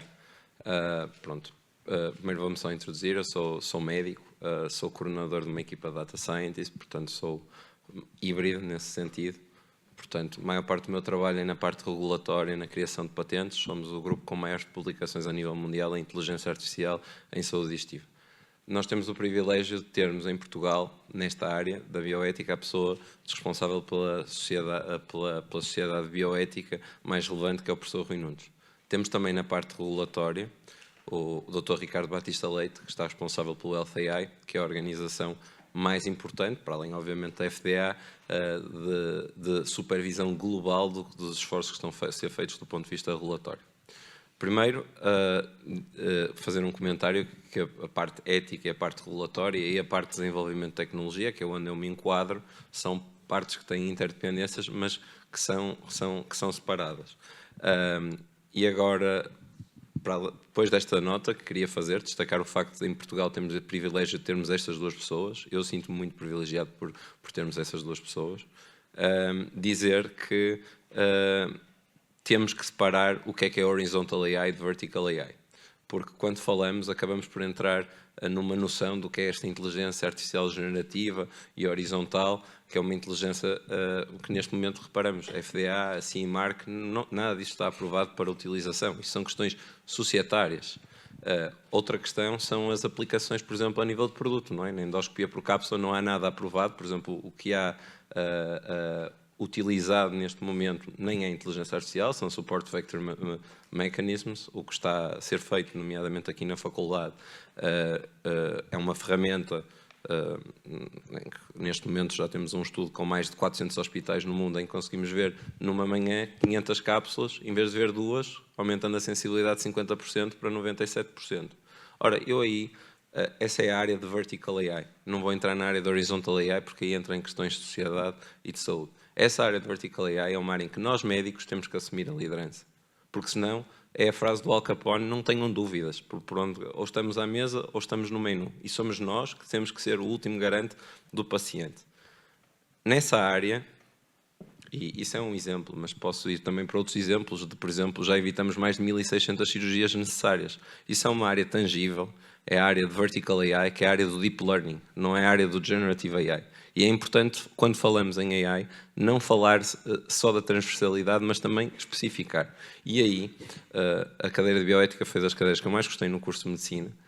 Lembro-me dos princípios, não vou entrar em questão, mas acho que estamos a defraudar um princípio ético ao permitirmos que haja 3 anos de lista de espera aos doentes e não oferecermos a melhor tecnologia. E, efetivamente, na área de Deep Learning, em que não estamos a permitir relações nexo causalizado, não é unsupervised machine learning, nós conseguimos quantificar e quantibilizar, e o conceito do human on the loop, ou seja, nós controlamos, está perfeitamente plasmado. Dito isto, eu ontem estive numa reunião de 3 horas e meia para aprovar algo na FDA. Nos Estados Unidos estamos ao contrário. Os Estados Unidos está com um stance regulatório muito mais forte do que a Europa, em que é muito mais fácil ter uma aprovação como software as a medical device, mesmo com 2 anos de lista de espera. Portanto, no meu pequeno contributo, o que vos quero dizer é que, efetivamente, nas aplicações de diagnóstico, nós temos alto escrutínio nas regras de data science, das regras demográficas, de inclusão demográfica. A FDA, para aceitar algo, vai pedir números de população afro-americanas, vai pedir evidência, e as questões de accountability, não é? Em que, neste momento, qualquer coisa que vá dizer se algo é benigno ou maligno será um classe 3, e eles agora até propõem a criação do classe 4 para essa aprovação, em que cada mecanismo de inteligência artificial é como um medicamento, passa por um processo regulatório intenso. Portanto, eu acho que, enquanto sociedade, nós temos que separar o que é a inteligência artificial horizontal, que é o termo técnico, da inteligência artificial vertical, que é uma inteligência artificial diferente, focada para um âmbito em que nós médicos temos que liderar o início da tecnologia, obviamente com os nossos parceiros, e aplicar isto aos pacientes, porque efetivamente é uma forma de diminuirmos as desigualdades que temos no acesso aos cuidados de saúde. E acho que a Faculdade de Medicina tem dado muito apoio, e estou muito grato por estar nesta instituição, mas dar essa nota que nem toda a AI é a mesma, e que na aplicabilidade ao diagnóstico tem que ser dado apoio e menos receio, porque a regulamentação, excesso de regulamentação também traz consequências nefastas, sobretudo quando se mete AIs tão diferentes no mesmo saco. Era só a minha nota, eu gostava que o professor Rui Nunes comentasse. E se mais alguém, o professor João Fonseca, se também pudesse dar opinião, agradecia. Muito obrigada, professor Miguel Mascarenhas, pela intervenção que fez, e também aproveito para o felicitar no fundo, a conferência que organizou na passada sexta-feira, que já foi aqui referida, e por ter tocado um dos princípios da bioética, que a mim especialmente me toca, que é a justiça distributiva, talvez por formação da área da economia da gestão. Muito obrigada. Professora Raquel, não sei pela ordem de intervenção, a professora Raquel Varela, o professor Nunes. Eu, se calhar, se me permite, como eu gostaria de fazer alguns comentários a outras questões posteriores, e como foi diretamente perguntado ao doutor, eu passava-lhe para depois eventualmente ouvirmos mais alguém, não sei se concorda. Sim, claramente, felizmente, creio que ainda temos algum tempo de debate. Bom, desde já agradecer as palavras e dizer o seguinte. Primeiro, efetivamente, o enquadramento ético e regulatório não é exatamente o mesmo, mas é interdependente. Aliás, é uma curiosidade, e já agora aproveito para desvendar, que num encontro recente em Lisboa nesta matéria, não sobre a regulação da IA na saúde, mas da regulação da IA em geral, ficou claro que Portugal vai ter que ter um sistema regulatório de inteligência artificial. E que tem que ser, obviamente, pautado por princípios éticos, que decorrem do AI Act. Portanto, o AI Act, o Regulamento da União Europeia sobre Inteligência Artificial, prevê a regulação da inteligência artificial, não apenas no espaço europeu, mas depois nos Estados-membros. E não determina, obviamente, como é que se vai fazer essa regulação. Isso ainda está em debate na própria União Europeia. Não há certeza se essa regulação é vertical, ou seja, se há um organismo da União Europeia que depois vai acabar por supervisionar os diferentes Estados-membros. Provavelmente isso acontecerá. Provavelmente vai haver, depois em cada Estado-membro, um conjunto de organismos que depois, com regulação setorial, e que depois vão se confluir num único organismo que vão regular a IA em cada um dos Estados-membros. Pensa-se que vai ser esta a estrutura, e eu atrevi-me a sugerir que no setor da saúde a regulação devesse ser efetuada pela entidade reguladora da saúde. Porquê? Precisamente para a confluência entre a ética e a regulação. Portanto, isto vai ter que ter uma estrutura verticalizada, obviamente, porque o AI Act é no fundo, uma espécie de uma lei que se impõe diretamente a cada Estado-membro, mas depois cada país tem a sua própria realidade, e eu creio que o que faz sentido é que nas telecomunicações seja a Autoridade das Telecomunicações, na proteção de dados seja a Comissão Nacional de Proteção de Dados, e por aí adiante, e que no setor da saúde, a reguladora da saúde fosse o parceiro ideal, porque a sua concepção original foi precisamente para salvaguardar os direitos dos doentes. Foi por isso que ela foi criada em 2004, portanto há 20 anos atrás. O objetivo principal não era regular o mercado, era regular os direitos dos doentes. Portanto, faz todo o sentido que, como sabem, o AI Act, o Regulamento da Inteligência Artificial Europeu, estratifica por níveis de risco, e a saúde está logo em segundo lugar. Portanto, é preciso um controlo fino, não para criar nenhum obstáculo, que fique claro,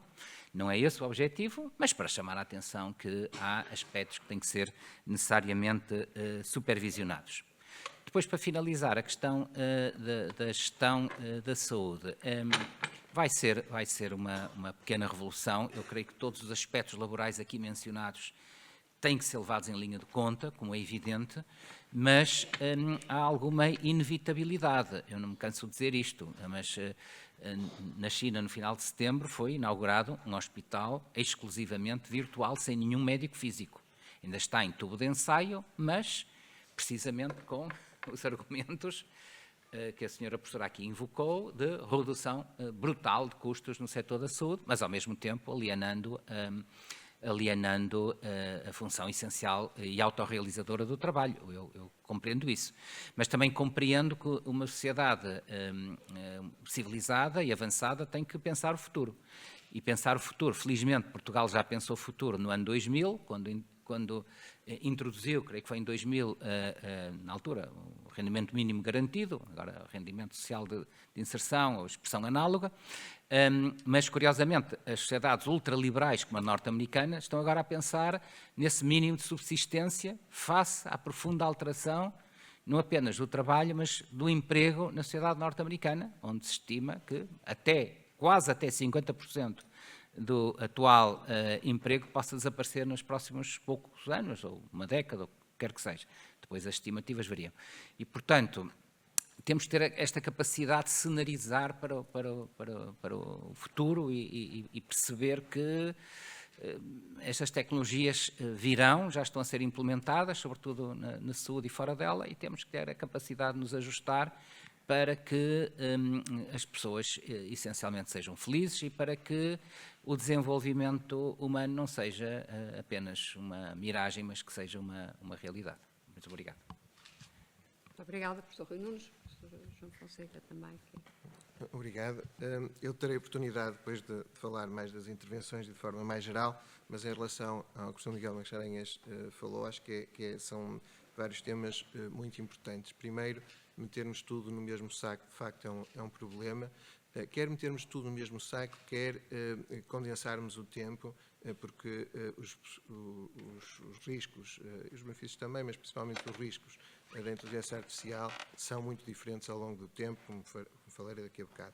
Mas aqui o que é urgente na saúde, de facto, é esta compreensão, como foi dito, que nós temos, tal como aconteceu, e demorou muitas décadas a acontecer, demorou cerca de 30, 40 anos, a ser percebido que os fármacos tinham também coisas problemáticas e que também faziam dano, e, portanto, foi a partir com 30, 40 anos de atraso que esse sistema foi implementado e que agora nos parece absolutamente óbvio, seria muito estranho, mesmo na pandemia se percebeu que não foram ultrapassados princípios éticos e princípios de avaliação de tecnologias em saúde que são essenciais para a garantia não tanto só da eficácia ou da eficiência, mas principalmente da segurança do doente. E é isso que estamos a falar em saúde atualmente com sistemas de inteligência artificial, principalmente se, como foi dito, os metermos todos no mesmo saco e não percebermos que existem muitas inteligências artificiais, ou nenhuma, neste momento, mas o que existe é a necessidade da regulamentação, como aqui foi muito falado, mas da sua operacionalização, que é a avaliação das tecnologias. E, portanto, nós temos claramente que estar ao lado e a liderar, como disse o Sr. Miguel Mascarenhas, os processos de desenvolvimento de sistemas para que, de facto, possam beneficiar os nossos doentes e, como foi dito aqui pelo Dr. Rui Guimarães, que realmente a inteligência artificial possa contribuir para que haja uma redução do êxodo. Nós temos muitos êxodos em Portugal e no mundo, mas nós falamos muito do êxodo dos jovens para o estrangeiro e falamos pouco do êxodo de jovens e menos jovens clínicos, de todas as profissões clínicas, para fora das atividades clínicas. E esse êxodo pode ser contrariado por melhor gestão, claramente, mas também por tecnologia.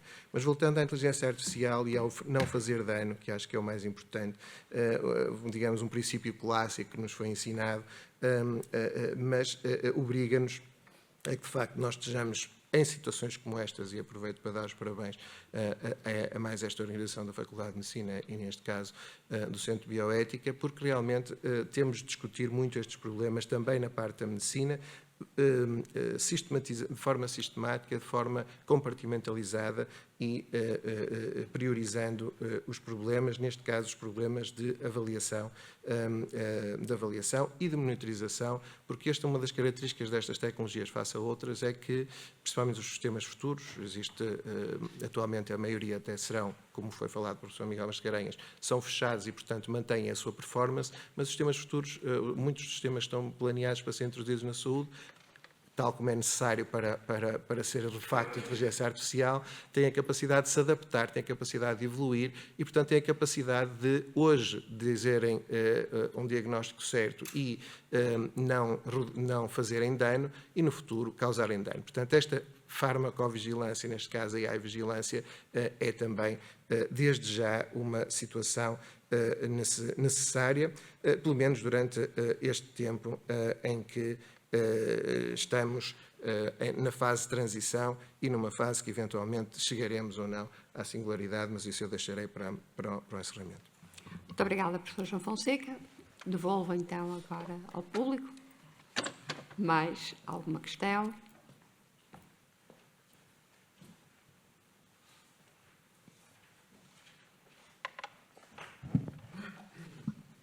Temos ali uma... Aníbal Ferreira, da Faculdade de Engenharia. Eu gostaria de agradecer muito estas apresentações, foram muito interessantes e inspiradoras em muitos pontos de vista, mas eu gostaria de recuperar um bocadinho a afirmação que foi feita agora aqui, sobre se existem muitas inteligências artificiais ou não existe nenhuma. Eu fico um pouco perplexo porque é que este debate, que foi muito interessante, e eu dou os meus parabéns à organização, não começou por uma definição de inteligência. Eu sou das áreas de engenharia, ensino engenharia há mais de 25 anos, e sou muito crítico da utilização do termo inteligência. Eu acho que isto é um atributo especificamente humano, porque ele convoca aspectos que são naturalmente humanos, como a consciência. A consciência não existe no ChatGPT, isto que eu vou farto dizer aos meus estudantes, não tem consciência, não é um ser pensante. E inteligência é algo que convoca outros aspectos que tornam o humano único, rico, inimitável, como, por exemplo, a imaginação, como a intuição, a criatividade, e tudo isto desagua em muitos outros aspectos, como a consciência. Portanto, não sei se vale a pena fechar este debate às tantas, remetendo para esta questão de definição, de princípio sobre o que é inteligência, e se nós, em vez de dizermos que um sistema aprende, ele, afinal, é treinado, porque é um sistema de engenharia,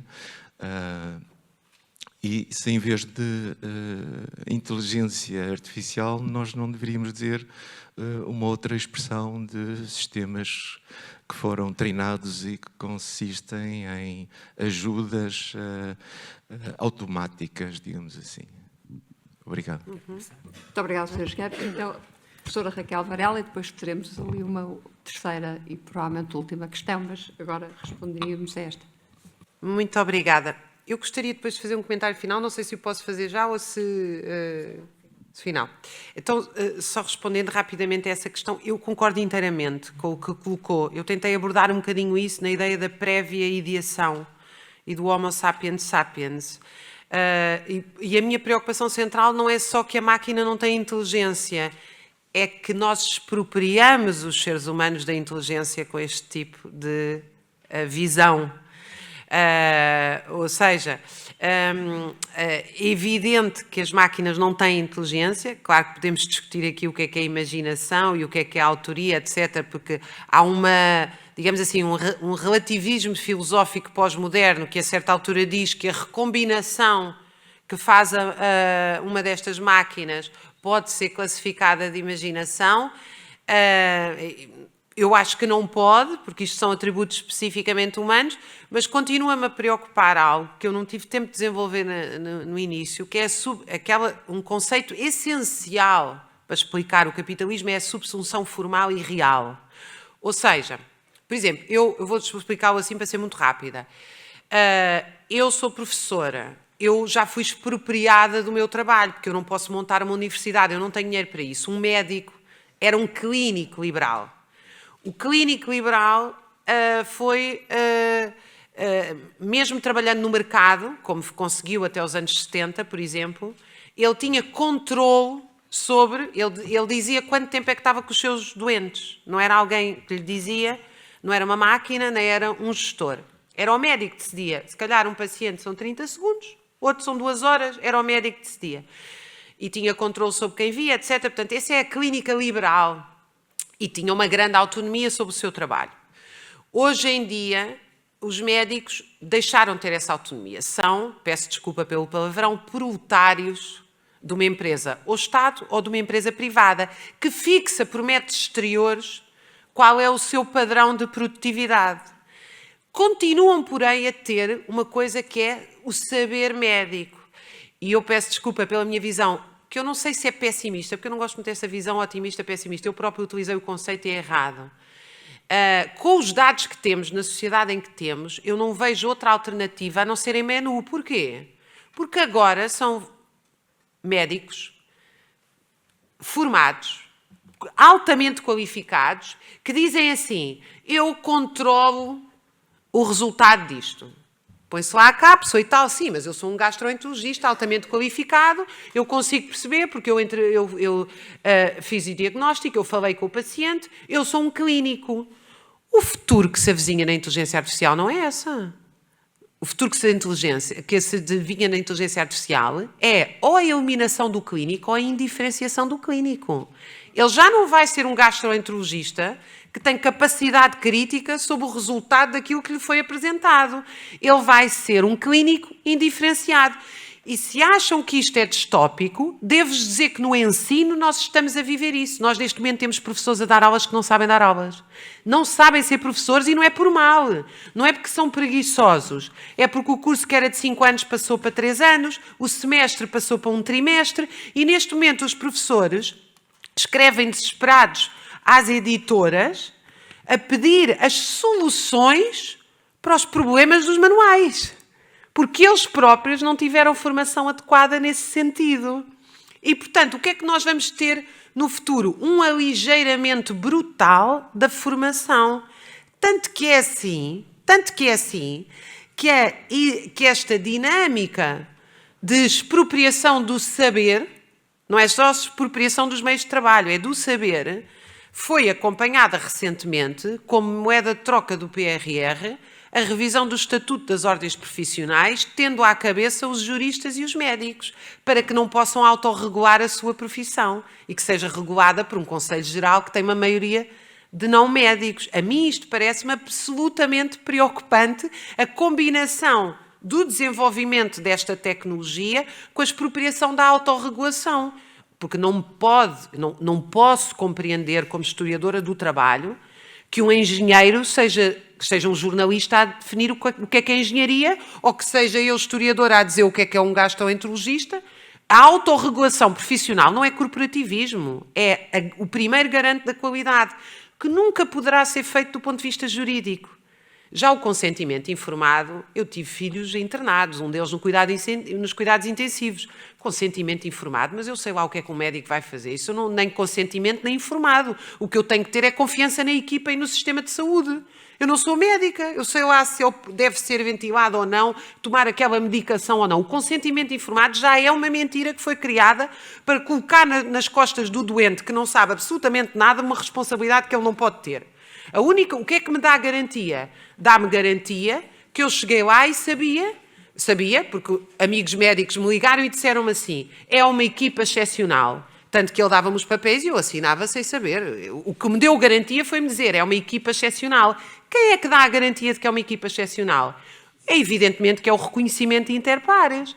Da mesma maneira, um dos meus filhos em bebé com 2 meses, a seguir a uma vacina, começou a olhar um bocadinho no horizonte. Olhar no horizonte.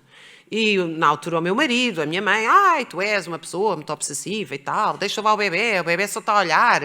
E eu olhava para o bebé, olhava para o bebé, e toda a gente dizia, não, porque aquilo realmente eram uns segundos. E eu não passava por o algoritmo hoje. Entrei na Estefânia, a enfermeira disse que não via nada, e uma neurologista, primeiro uma médica pediatra disse assim, eu gosto sempre de ouvir as mães, diga-me lá o que é que vê. E eu disse, o meu bebé, de vez em quando, o David, fica a olhar ao horizonte.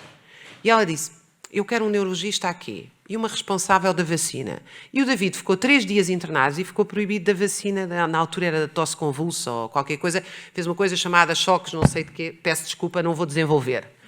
Não passava por um algoritmo. Eu telefonava hoje para a Saúde 24 a dizer o meu bebé está a olhar ao horizonte. Diziam-me, olha senhora, desculpe, toma um Xanax. O que é isso? O bebé está a olhar ao horizonte. Era a única coisa que eu sabia explicar. Eu não conseguia explicar outra coisa. Eu só sabia que o bebé de vez em quando parava e olhava. Portanto, nós estamos a ter aqui, é uma coisa que também não foi falada neste debate, se eu me permite a autocrítica. Nem ninguém falou dos erros graves, erros crassos, da vida das pessoas que está em causa. Eu acho que isto é um assunto demasiado sério para se pensar que se pode regular de uma forma tão ética, embora eu reconheça extraordinariamente a importância dessa questão ser erguida. Tenho muitas dúvidas que ela possa ser concretizada. Muito obrigada, professora Raquel Varela. O tempo já vai adiantando, ainda vamos ter aqui lugar à nossa sessão de encerramento, mas há ali uma terceira questão e última. Então, pedi agora brevidade na resposta. Pois, esta questão, vou ser muito sintético, ainda que a resposta merecesse muito mais. Porque esta é provavelmente a questão do milhão de euros. Portanto, que estamos na Europa, não é $1 milhão, é $1 milhão. Eu, há uns anos atrás, aqui com o meu estimado amigo Rui Guimarães, fizemos o curso de Defesa Nacional. E já sabemos, obviamente, algumas coisas, mas aprendemos com mais profundidade a cenarizar, a traçar cenários. E o panorama pode ser absolutamente idílico, com a utilização da inteligência artificial, e pode não ser. E pessoas inteligentes e uma sociedade avançada, não é?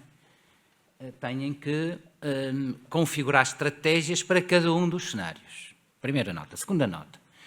O que é inteligência? Pois é tal questão do $1 milhão de euros. Ninguém lhe sabe dizer o que é inteligência. Até agora presumia-se que a inteligência era uma característica especificamente humana, mas as novas tecnologias vêm equacionar isso. E não é só a inteligência artificial. É, por exemplo, a biologia sintética. Imagina amanhã que a criação ex novo já não é de um transgénico, isso já é do século XX, mas uma nova espécie pensante, que é perfeitamente equacionável, sobretudo se alavancada pela inteligência artificial. Não se vai poder dizer, claro que neste momento isso é cinematografia de Hollywood, mas nada garante que o seja. Por exemplo, também já está, e foi dito publicamente, portanto não estou a dizer nada que não seja do domínio público, que, ao que se sabe, os russos conseguiram já dar vida ao homem Neandertal, e que não é Homo sapiens sapiens. Portanto, isto para dizer o quê? A inteligência é um fenómeno complexo, que não tem uma definição muito própria, que remete para características que nós geralmente atribuímos à pessoa humana. A autoconsciência, a consciência reflexiva, o pensamento moral, ou seja, o pensamento de acordo com valores, a capacidade de projetar o futuro, a capacidade de olhar para o passado, a capacidade de ter intenção e agência nas nossas decisões e nos nossos atos. Portanto, o domínio da linguagem e o ChatGPT e outras aplicações do género, mais transversalizadas, para utilizar aqui a expressão há pouco mencionada, dominam perfeitamente a linguagem humana, em qualquer idioma, retransformam-na, e por conseguinte, eu, num quadro de cenarização, não posso efetivamente excluir que, mais cedo ou mais tarde, e já, enfim, tentei dizer que seria provavelmente mais cedo do que mais tarde, algumas destas características que nós tradicionalmente consignamos à pessoa humana inteligente estejam patentes em sistemas de IA. Já chegou o professor Rui Amaral Mendes, e por isso já posso citá-lo convenientemente, e o artigo que me fez o favor de enviar ontem à noite, e que eu estive a ler hoje de madrugada com muitíssima atenção, da Nature, e, efetivamente, hoje já algumas dessas características que se atribuem à inteligência humana existem nos sistemas de IA, nomeadamente a intencionalidade, a capacidade de selecionar informação e não apenas mergulhar em toda a informação existente para dar respostas já direcionadas. Isso já existe hoje, isso já não é ciência-ficção. E, por conseguinte, eu reconheço que neste momento ainda pode ser uma dúvida, será que existe ou não inteligência artificial? Mas no breve trecho, e só espero que estejamos cá todos para o presenciar, que é bom sinal,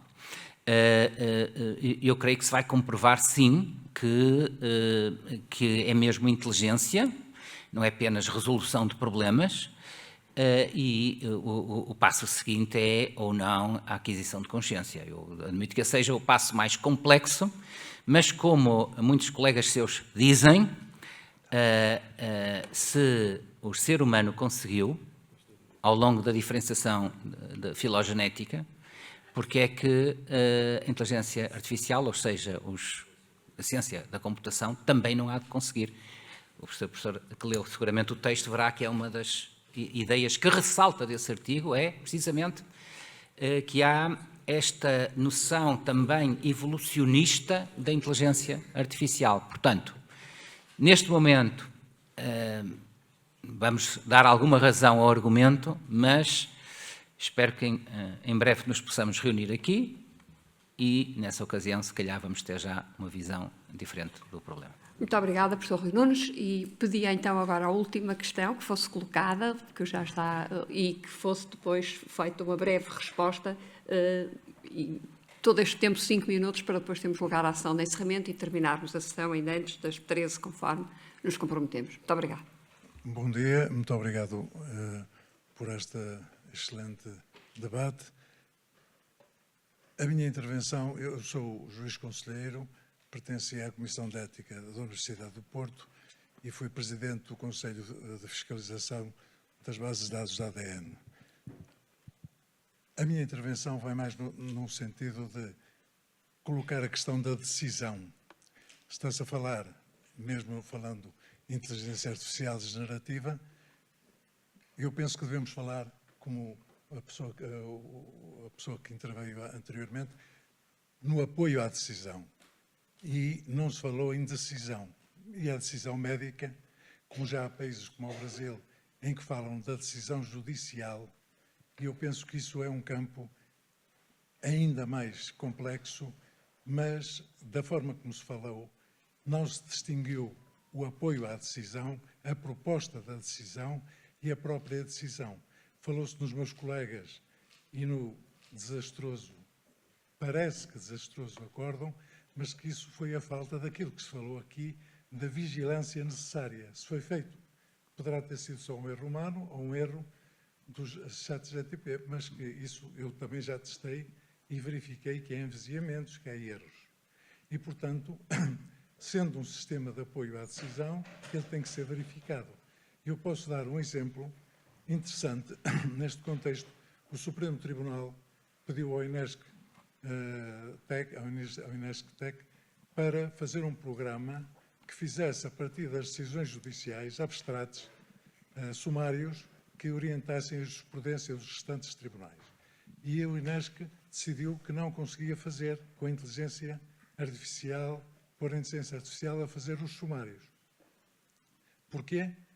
Porque a inteligência artificial fazia muito bem o resumo da decisão judicial, mas não fazia o sumário. Qual é a diferença? É que o sumário faz a escolha daquilo que no contexto é importante, é novo, é inovador no acórdão. E isso ela não consegue decidir o que é que no contexto é inovador, é interessante e vale a pena reter daquele acórdão. E, portanto, esta é a parte fundamental, é a parte humana da decisão judicial que tem que ser tomada por juízes humanos e que, do meu ponto de vista, nunca poderá ser entregue a sistemas generativos, à inteligência artificial. Com uma decisão do médico, é a decisão do médico, não importa, nunca pode ser retirada ao médico sob pena de ser a falência de todo um sistema humano, humanizado, de ser um médico, de ser um tratamento médico, pois poderá ser qualquer outro sistema. E é essa barreira que a regulamentação terá que ter, sob pena de desumanizarmos completamente.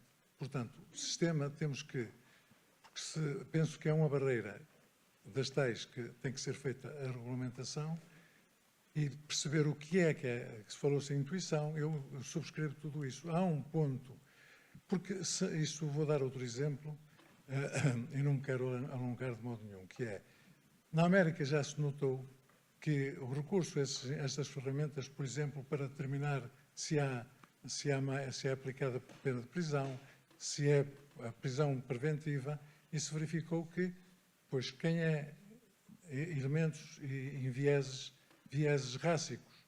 Porquê? Porque vai-se ver o que está publicado e os subúrdios, as raças mais castigadas por por aplicação mais generalizada da pena de prisão, geram o quê? Geram que há maior risco e o indicador de risco é enviesado, não porque uma determinada raça cometa mais crimes ou seja mais perigosa, mas porque a recolha feita da alimentação da inteligência artificial generativa gera o viés que vai levar à diferenciação e ao tratamento diferencial. Aqui aconteceria entre nós o mesmo. E, portanto, isto é um risco enorme. Como cá, e para finalizar, para além dos riscos que foram indicados, há outro que é curiosíssimo. Nós não lemos. A nossa linguagem empobrece. E se nós formos interrogar o ChatGPT, já só usamos o português básico, nem o pobre ChatGPT nos pode ajudar, porque nós fazemos perguntas básicas. E ele responde-nos com um texto básico, porque nós não soubemos usar um português profundo, que gere respostas profundas, que resolvam de forma adequada problemas profundos. E, portanto, se nós não lemos, se nós não estudamos, se nós não usamos os livros, não escrevemos, não temos cultura, a pobre da inteligência artificial vai gerar resultados muito pobres e, com o decorrer do tempo, isso vai só piorar, para além dos vieses que muito bem foram ditos, dos próprios valores, e estamos a ver um mundo que está a evoluir num sentido muito negativo, infelizmente, que vai fazer um empobrecimento dos próprios cartas de valores, dos próprios textos fundamentais da nossa civilização, com o risco que isto tudo acarreta. Portanto, não é diretamente uma pergunta, mas penso que é... só uma última, que é importantíssimo, que o Dr. Rui Nunes referiu, que é muito importante. A responsabilização. Então, quem é que é responsabilizado pelos erros médicos? Em Portugal, a responsabilidade das pessoas coletivas é escassa na parte do direito médico. Só na procriação medicamente assistida é quem que há responsabilidade médica das pessoas coletivas e o Estado, as pessoas coletivas públicas, não têm responsabilidade penal e, portanto, fica o pobre do paciente completamente desprotegido no caso do erro da inteligência artificial. Muito obrigado. Muito obrigada. Bom, eu pedia, professora Raquel, professor Rui Nunes, 1 minuto cada um, para passar a palavra então para o encerramento do professor João Fonseca, está bem? Muito obrigada. Eu concordo inteiramente com esta ideia de desproteção.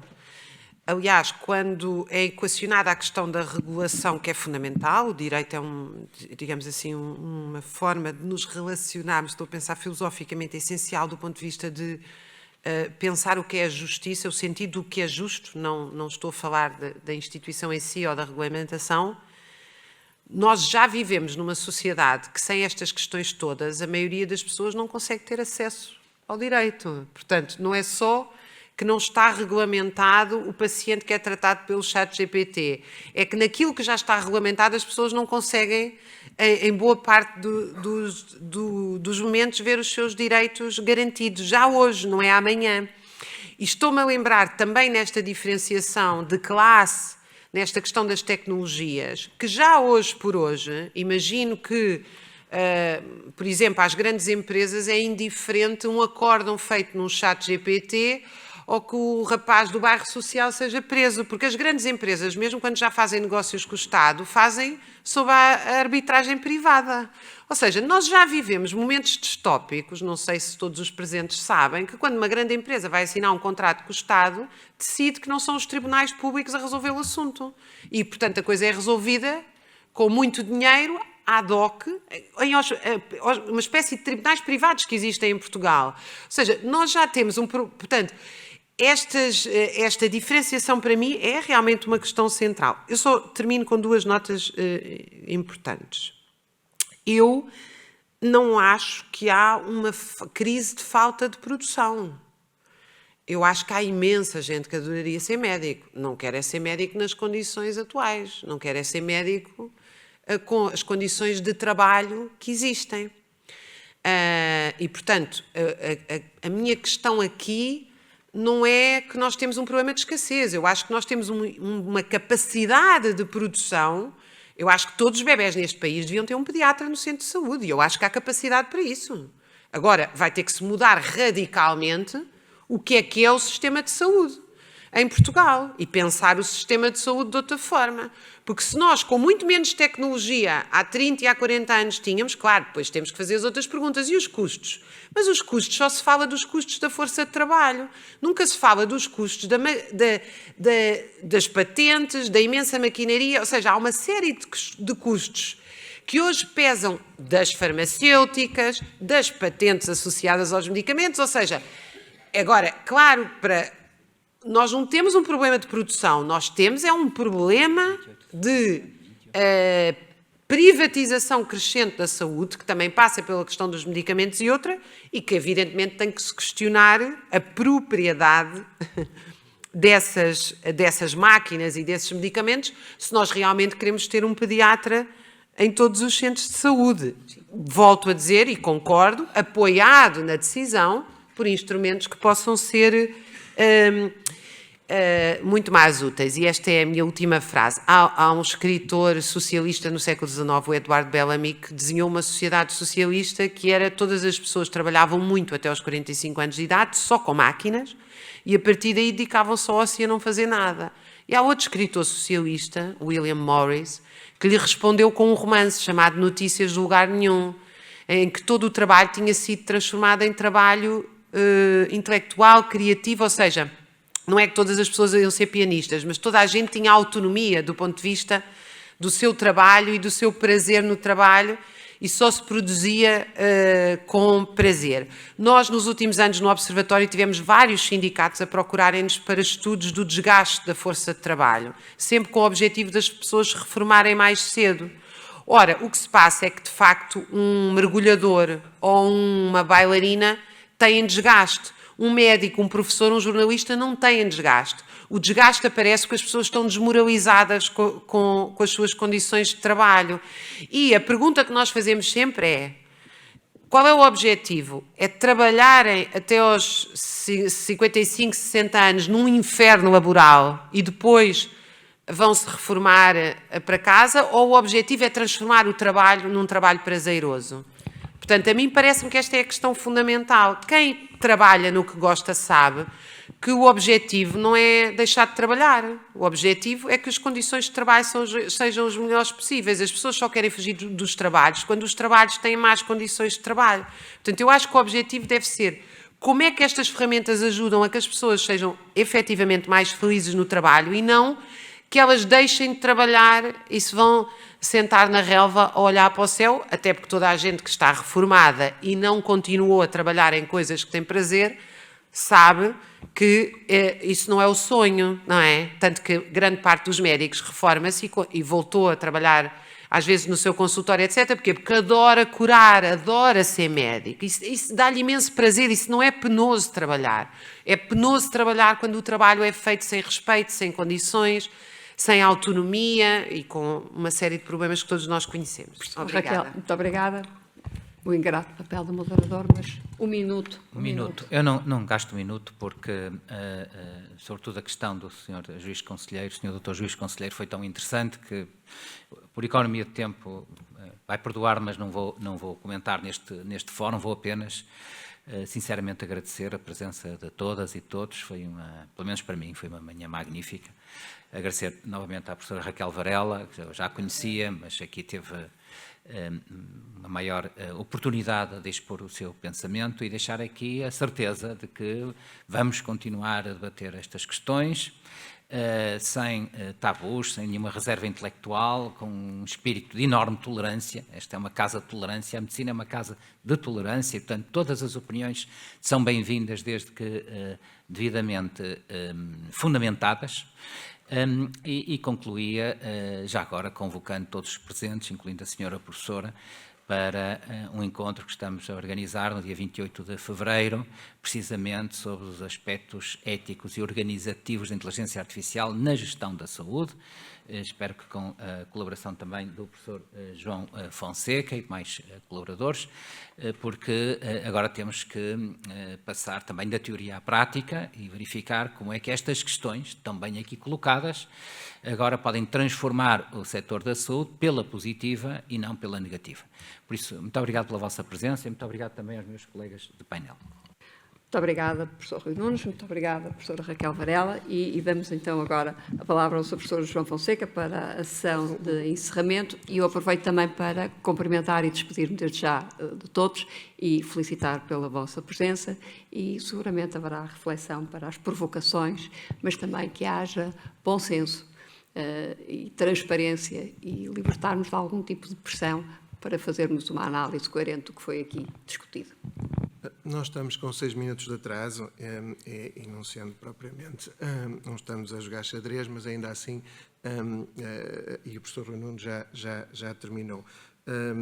E é aborrecido da minha parte, mas eu gostava de chegar a um futuro mais longínquo, e foi falado aqui da singularidade, e de ser também um pouco provocador, no sentido de dizer o universo é bem mais complexo que o ser humano e que a sociedade humana, e nós, este universo e eventualmente os multiversos. E, portanto, a única coisa que eu diria é que uma das possibilidades, havendo a singularidade, que poderá acontecer em 25 ou 26 ou nunca, também depende daquilo que nós não sabemos e depende daquilo que os seres humanos fizerem até lá, não é? Podemos conseguir acabar o mundo antes, mas, portanto, numa perspectiva positiva, mas a perspectiva mais positiva, se houver de facto essa singularidade, se houver de facto um ser muito mais inteligente que nós, mais positivo para os seres humanos é sermos gatos. Eu digo sempre isto, não sou eu que digo, há muita gente que diz, e ser o gato dos eventuais